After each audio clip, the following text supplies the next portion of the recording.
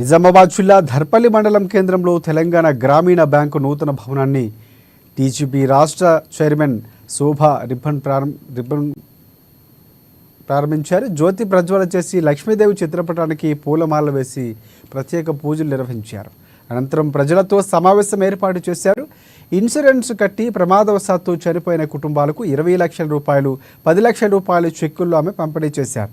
ప్రజలు TG bank సేవలు సద్వినియోగం చేసుకోవాలని శోభ కోరారు. 1000 రూపాయలు ఇన్సూరెన్స్ కట్టిన వారికి 20 లక్షల రూపాయలు ప్రమాద బీమా, 500 రూపాయలు ఇన్సూరెన్స్ కట్టిన వారికి 10 లక్షల రూపాయల బీమా వర్తిస్తుందని తెలిపారు.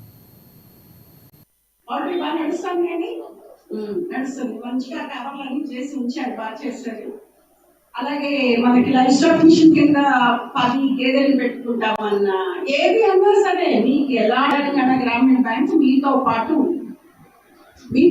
అని ఎందుకంటున్నానంటే మీకు సమయానికి అప్పిస్తుంది, మళ్ళీ తీసుకుంటుంది, తప్పలేదు కదా. మీ ఇల్లు పెట్టుకోదు, వాకిలు పెట్టుకోదు, మీ మళ్ళీ గొలుసులు పెట్టుకోదు, మీ ఇంట్లో గిన్నెలు పెట్టుకోదు. మిమ్మల్ని మీ మోహం చూసి మీకు చక్కగా లోన్ ఇచ్చి తీసుకుంటుంది, తప్పలేదు కదా. అందు గురించే మనకి సార్ చెప్పినట్టు ఇందాక చెప్పినట్టుగా ఇంకా లోన్ ఇవ్వడానికి చేస్తూ ఉన్నారు ప్రయోగాలు.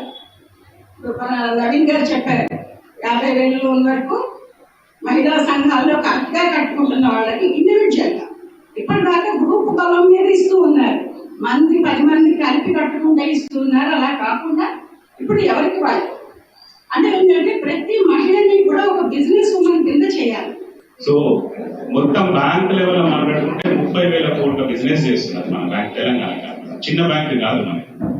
మన తెలంగాణ బ్యాంక్ కేంద్ర ప్రభుత్వం శాతం 50% ఉంటుంది, ఎస్బీఐ 30% ఉంటుంది, రాష్ట్ర ప్రభుత్వం 15%.